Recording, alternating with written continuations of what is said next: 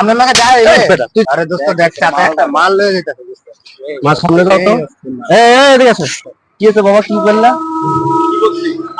যা গড়াইছেন তাইতে কইছি বেশি যা ঘটাইছি তাই কইছো মানে? আপনার লাগে যায় তুই কি জানোস ওটা কি আমার তোদের কারণে কি দেশে কি আমাদের এই বাংলাদেশে কি কোনো বাবা মেয়েকে নিয়ে বাইরে হতে পারবো না, কোনো ভাই মেয়েকে বোনকে নিয়ে বাইরে হতে পারবো না? কোনো কিছু না জেনে তোরা একটা মন্তব্য করো কেন?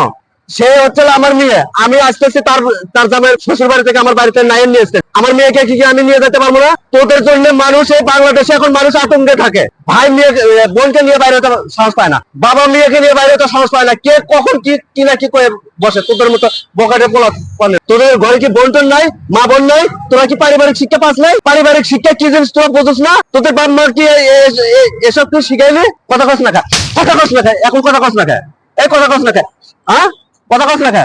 বয়স তো কম, আল্লাহ দিলে তো বয়স কম হয়নি, এখন ভুল স্বীকার করস কা তুই? এখনকার ভুল স্বীকার করি, ভুল জন্মের পর থেকে তোর বাপ মাকে শিক্ষা দেওয়ার সময় তখন কি বোঝার দরকার ছিল না? কর ভুল হয়ে গেছে চাচা, এরকম ভুল আর কোনোদিন হবে না বুঝছেন। এই বাংলাদেশে খালি প্রেমিক প্রেমিকা নিয়ে ঘুরে বেড়ায় না, প্রত্যেকটা বাবা মা তার সন্তানদেরকে কলেজে নিয়ে যায়, ভার্সিটিতে নিয়ে যায়, কিংবা কোচিং এ নিয়ে যায়, বিভিন্ন জায়গায় নিয়ে যায়, কিংবা ঘুরতেও নিয়ে যায়। তাই বলে তো যা খুশি তা মন্তব্য করতে হবে। ভুট করে একটা কথা বললে পারলি যে চাষা মালদা পাইছে কি